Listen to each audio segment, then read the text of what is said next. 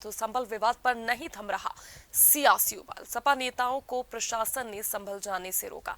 माता प्रसाद पांडे के घर पुलिस का पहरा। जी हां, डीएम ने मुझे फोन कर जाने से रोका। माता प्रसाद पांडे ने कहा उनका संभल में बाहरी लोगों की एंट्री पर रोक लगा दी है। तो संभल में आपको बता दें, बाहरी लोगों की एंट्री पर प्रशासन ने एक आदेश जारी कर 10 दिसंबर तक रोक लगा दी है। वहीं इन सब के बीच माता प्रसाद पांडे की घर के बाहर की आप तस्वीरें देख रहे हैं, जहां पुलिस का कड़ा पहरा है और लगातार पुलिस द्वारा जो है माता प्रसाद पांडे को उनको घर से अपने आवास से बाहर निकलने पर रोका जा रहा है। और आपको बता दें, ये आदेश जो है वो डीएम के द्वारा पारित किया गया है। उन्होंने सीधे तौर पर कहा है कि डीएम से माता प्रसाद पांडे ने फोन कर उन्हें बाहर निकलने के लिए और संभल जाने के लिए बोला है, मना किया है। तो संभल में बाहरी लोगों के प्रवेश पर पूर्णतः रोक लगा दी गई है। 10 दिसंबर तक किसी भी बाहरी व्यक्ति के संभल में प्रवेश वर्जित है। वहीं आपको बता दें कि इस पूरी घटनाक्रम को लेकर उनके आवास पर जिस तरह से पहरा है, माता प्रसाद पांडे क्या कुछ कह रहे हैं, सुनिए। आपको डीएम के यहाँ से कोई मैसेज भी आया था? देखिए, ये मैसेज देते रहे तो लिखित तो कुछ देते नहीं है, खाली टेलीफोन से बात करते हैं। जी, आप इन लोगों से बात कर लेने दो। एक मिनट बात अब उसके बाद सर मैसेज आपको कोई, लेकिन मैसेज तो भेजा, वो कह रहे हैं कि वहाँ पे शांति व्यवस्था की वजह नहीं, लेकिन हमको कुछ ये सब हमको एक नोटिस देनी चाहिए नियमानुसार कि साहब हमारे यहाँ ये स्थिति, आप नहीं जा सकते। तो लिखित नोटिस तो कुछ दिया नहीं इन्होंने, केवल पुलिस लगा दी। वो लिखित नोटिस देना चाहिए। पहले 3 दिन के लिए आपको मना किया गया, उसके बाद अब जो आपके पास कल लेटर आया है उसमें 31 दिसंबर तक का जिक्र है कि वहाँ पे धारा बीएनएस की 163 लागू है, जिसकी आप मुझे ये बता दो, न्याय आयोग जा रहा है, अब ये प्रेस के लोग वहाँ जा रहे हैं, उनके जाने से नहीं कोई खतरा पैदा हो रहा है। अगर हम चले जाएंगे तो वहाँ अशांति पैदा हो जाएगी। ये सरकार जानबूझकर अपने सारे कार्यों पर पर्दा डालने के लिए हम लोगों को रोक रही है। आखिरी सवाल, वहाँ के डिविजनल कमिश्नर ने भी आपके बयान पर रिप्लाई दिया और उन्होंने कहा कि जो भी इस तरह के संवैधानिक पद पे लोग हैं उनको अपनी चीजों को देखना चाहिए और कोई भी यथा स्थिति ना पैदा हो, इस मतलब कोई भी स्थिति ना पैदा होनी चाहिए। अब वो कमिश्नर जो हैं उधारू कमिश्नर, यहाँ के तो है नहीं, उधार पर आए हैं, तो उनकी कोई जिम्मेदारी उतनी नहीं है हमारे प्रदेश के लिए जितने यहाँ के कमिश्नर की होगी। वो क्या कह रहे हैं, उनसे कुछ बात करने का अवसर है। वहीं हमारे साथ यूपी स्टेट हेड विजय त्रिपाठी इस खबर पर ज्यादा जानकारी के साथ जुड़ गए हैं। विजय, जिस तरह से देखिए, माता प्रसाद पांडे के घर पर कड़ा पहरा और ऊपर से डीएम का आदेश कि अब 10 दिसंबर तक तो बाहरी व्यक्ति का प्रवेश ही वर्जित कर दिया गया है, पूर्णतः रोक लगा दी गई है।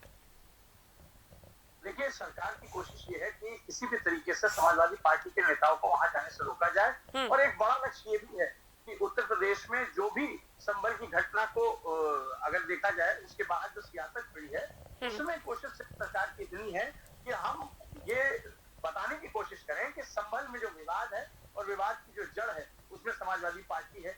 अब उस जड़ को हमने किसी तरह शांत किया है, तो उसको जबरदस्ती उखाड़ने की, उड़ेलने की कोशिश समाजवादी पार्टी के नेता कर रहे हैं और बार बार ये कोशिश कर रहे हैं कि उस घटना को और बड़ा बनाकर प्रस्तुत किया जा सके और कैसे इस घटना को इतनी जल्दी शांत कर दिया गया। ये फिलहाल सरकार और शासन के अफसरों का जो बयान आया है, जो पार्टी के नेता हैं केशव प्रसाद मौर्य, उन्होंने जो बयान दिया है उसमें भी कहा है कि वो भड़काऊ स्थिति में लाने की कोशिश कर रहे हैं उस इलाके को, संभल में जाकर लोगों को भड़काने की कोशिश कर रहे हैं समाजवादी पार्टी के नेता। लेकिन माता प्रसाद पांडे और अखिलेश यादव ने भी अभी एक ट्वीट किया है जिस पर साफ कहा है कि अगर प्रतिबंध लगाना है तो उन अफसरों पर लगाना चाहिए, स्थानीय प्रशासन पर लगाना चाहिए। जिस तरीके से भारतीय जनता पार्टी की सरकार अक्सर लोग अपनी अपनी पूरी सरकार और मंत्रियों को बर्खास्त कर देती है और नए तरीके से नीचे से ऊपर तक सबको बदल देती है, उस तरीके से संभल को बदलना चाहिए। वहां के स्थानीय प्रशासन, पुलिस प्रशासन, डीएम, कमिश्नर, सभी को नीचे से लेकर ऊपर तक सभी को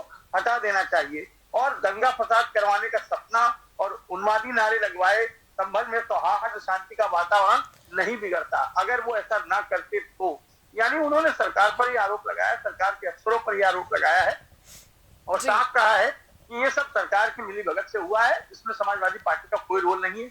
और अगर हम पूरी तरीके से वहां सांत्वना देने और सहयोग की स्थिति में और शांति व्यवस्था के तहत वहां जाना चाहते हैं तो हमें सरकार रोक रही है। और ये प्रतिबंध भाजपा सरकार शुरू से लगाती आई है, इसलिए कहना यही है कि भाजपा हार चुकी है और भाजपा को किसी भी स्तर पर जाने से रोकने के लिए आप अब कुछ भी नहीं कर सकते, क्योंकि भाजपा हिटलर शाही के तौर पर गुजर रही है। तो ये आरोप भले अखिलेश यादव ने लगाए सरकार पर, योगी आदित्यनाथ पर और उनके अफसरों पर, लेकिन समाजवादी पार्टी इस बात को भूल रही है कि अभी फिलहाल वहां पर शांति है। इंटरनेट सेवा भले बंद कर दी गई है, लेकिन उसकी वजह से कोई ऐसी घटना दुर्घटना अभी वहां जानकारी नहीं मिल पाई है, कोई ऐसी घटना भी सामने नहीं आई है। लेकिन फिर भी लोग इस बात को कह रहे हैं कि वहां पर सरकार जाति कर रही है। तो आखिरकार वहां जाकर लोगों को भड़काने, उनसे बात करने की जरूरत क्या है? अगर कोई घटना हुई है, हिंसा में आरोपियों के अगर किसी प्रकार के उन्मादी व्यक्तियों की मौत भी हुई है, तो उनकी रिपोर्ट में है साफ कि पोस्टमार्टम रिपोर्ट में असलहा प्राइवेट था, निजी असलहों से हमले हुए हैं और किसने किसको गोली मारी इसकी जांच जारी है। और लेकिन विजय तो हमारे दावा कर रहे हैं कि स्थानीय सांसद और विधायक की आपसी रंजिश के चक्कर में ये बवाल इतना बढ़ा, जिसमें सरकार के ऊपर पर चिंता की लकीरें खींची और ये आखिरकार नतीजा दिखा कि दोनों ही पक्षों की तरफ से जो पत्थर चले हैं उनमें 5 लोगों की जान गई। विजय, लेकिन लगातार माता प्रसाद पांडे देखिए एक बात कह रहे हैं कि अगर वहां पर मीडिया जा सकती है, आयोग वहां पर डटा हुआ है, वहां पर सब जा रहे हैं, तो हमें जाने से क्यों रोका जा रहा है? हम कौन सा ऐसा उन्माद वहां फैला देंगे, या ऐसा कौन सा खौफ है? क्योंकि देखिए उन्होंने कहा कि हमने बात करी थी और बड़ी ही सहजता के साथ माता प्रसाद पांडे वैसे भी बड़ी परिपक्व जो है नेता है और उनकी भाषा में आज उस तरह की जो बातें हैं वो नजर भी आई। उन्होंने सीधे तौर पर कहा कि हमने बात करी थी, उन्होंने 3 दिन का समय दिया था, लेकिन आज वो हमें जाने से मना कर रहे हैं। देखिए सरकार की कोशिश यही है कि उन्हें रोका जाए, लेकिन समाजवादी पार्टी के माता प्रसाद पांडे नेता प्रतिपक्ष हैं और वो बड़े मजे हुए खिलाड़ी हैं। वो जानते हैं कि पुलिस अगर उन्हें रोकेगी तो राजनीतिक एजेंडा नहीं बन पाएगा। सरकार उन्हें रोके, सरकार उनसे अपील करे तो माहौल बनेगा और पार्टी के स्तर पर भी उन्हें मौका मिलेगा बोलने का। अभी फिलहाल वो बार बार इसी बात को कह रहे हैं। वो खुद भी, मुझे जो अंदर से जो जानकारी है, समाजवादी पार्टी के नेता भी नहीं जाना चाहते, लेकिन दबाव नेतृत्व का है और जाएंगे, इसीलिए वो जाएंगे। और एक बड़ी बात ये भी है कि उत्तर प्रदेश में जो भी स्थितियां दिख रही हैं वो राजनीतिक माहौल बनाने और बिगाड़ने के लिए ही हैं। अगर माता प्रसाद पांडे नहीं जाना चाहते हैं तो वो कह रहे हैं कि हमें डीएम नोटिस भेजे, हमें पाबंद करें, हमें ये कहे कि हम वहां नहीं जाएंगे, क्योंकि उन्होंने बहराइच हिंसा का उदाहरण दिया और कहा कि जिस तरीके से बहराइच के डीएम ने हमें नोटिस भेजी थी कि आप वहां नहीं जा सकते, तो हम वहां नहीं गए। लेकिन अगर संभल में भी आप हमें रोकना चाहते हैं तो बाकायदा नोटिस जारी कीजिए, कमिश्नर के यहाँ से, डीएम के यहाँ से हमें आदेश आए कि आप वहां नहीं जा सकते।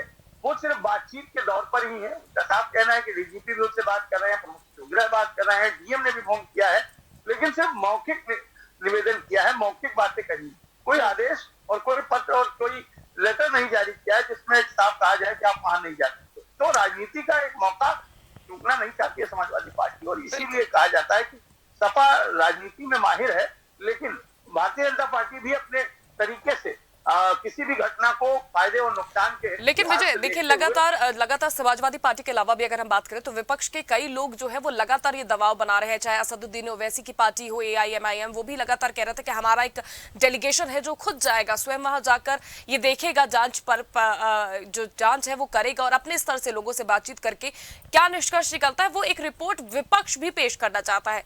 तो उससे रोका जा रहा है, उस पर मना किया जा रहा है, तो क्या इससे अब स्थितियां और ज्यादा गंभीर हो सकती हैं? देखिए सबसे बड़ी बात है कि अपने स्तर पर अगर देखें तो समाजवादी पार्टी हो, चाहे AIMIM हो, चाहे चौकी रजा हो, चाहे चंद्रशेखर आजाद नामक, इन सभी ने बयान तो दिए हैं। वहां जाकर के कोई क्या करता है ये पॉलिटिक्स की बात है। अगर प्रशासन चाह रहा है कि अभी स्थितियां यहाँ सही है, सामान्य है, तो वहां राजनीति की क्या आवश्यकता है, इस बात को भी समझना होगा। लेकिन पार्टियों के पास सिवाय राजनीति के और कोई काम नहीं है, तो जाहिर सी बात है वो वहां जाना चाहती हैं और अपने हिस्से की राजनीति को पूरा करना चाहती है। भाजपा जिस धर्मनिरपेक्षता की बात कर रही है समाजवादी पार्टी, उसको छलावा बता रही है। लेकिन समाजवादी पार्टी कह रही है कि बार बार भाजपा इस तरीके के मुद्दों को क्यों दबाती है, आम जनता को दबाने की कोशिश क्यों की जा रही है।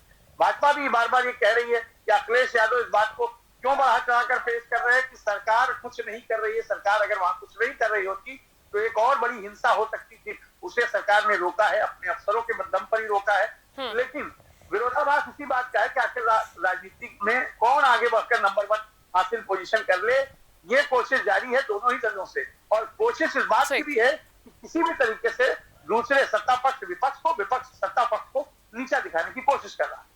बिल्कुल विजय, नजर यही आप बना के भी रखिएगा कि क्या अगला कदम होता है समाजवादी पार्टी का, क्योंकि देखिए माता प्रसाद पांडे जिस तरह के नेता है और जितनी शालीनता के साथ वो बात करते हैं, आज भी जिस तरह से उन्होंने शालीनता के साथ बयान दिया है, उसके बाद ये देखना अहम हो जाता है कि क्या नेतृत्व के दबाव में, जिस तरह से आपने कहा कि नेतृत्व जो दबाव बना रहा है, उस दबाव में आकर समाजवादी पार्टी के तमाम जो डेलीगेशन है उसे संभल जाना ही पड़ेगा। तो आगे का कदम क्या होता है उस पर आप अपनी नजरें बनाए रखिए। हम फिर आप पर लौटेंगे। बहुत बहुत शुक्रिया हमारे साथ जुड़ने के लिए और तमाम जानकारी के लिए।